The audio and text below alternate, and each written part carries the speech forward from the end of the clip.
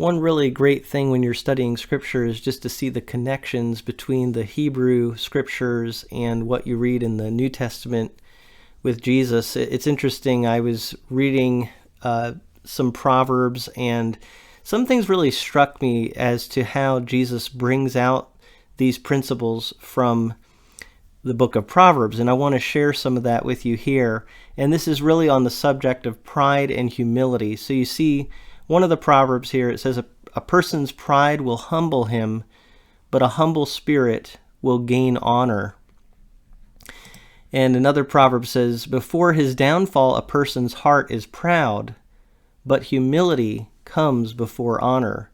So similar principles being brought out there. And the way that Jesus speaks, the wording that Jesus gives is, whoever exalts himself will be humbled, and whoever humbles himself will be exalted.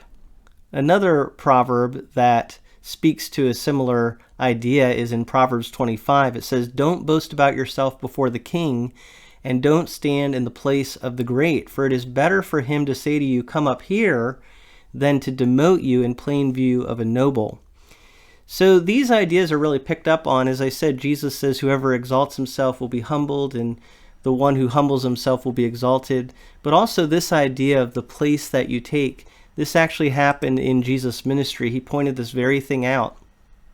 Luke chapter 14, starting in verse 7, it says, he told a parable to those who were invited when he noticed how they would choose the best places for themselves.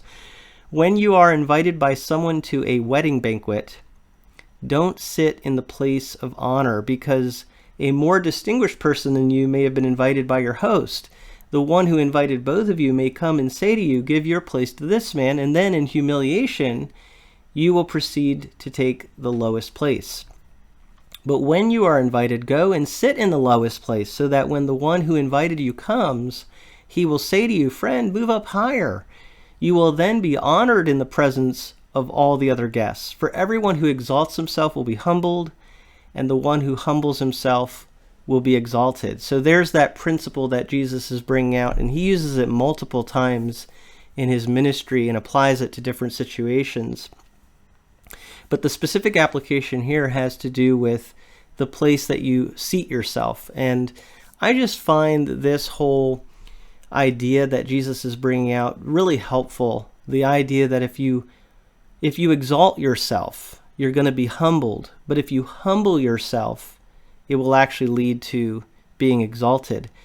And I don't think this is supposed to be some sort of a pragmatic thing where, secretly you're trying to be exalted, because that's not a very humble thing to do. I think what he's saying here is, in genuineness, if you truly do humble yourself, you truly look at yourself as one who doesn't deserve the best place at the seat at the table, then ultimately you're going to be moved up, you're going to be exalted, and people are going to look at you in a better way.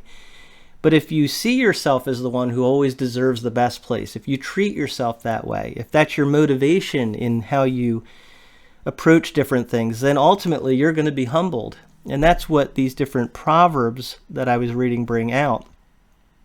It's also really great to see how, when you're looking at the ministry of Jesus, you realize that he is expounding Scripture in a lot of what he does. Some people might think that Jesus just came on the scene and was teaching things out of nowhere, but actually you can see connections like this if you study what Jesus teaches and you're reading in the Hebrew Scriptures. You'll say, wow, there are a lot of connections there. And of course the Sermon on the Mount is a good example where he's actually bringing out certain Scriptures and he's expounding on those.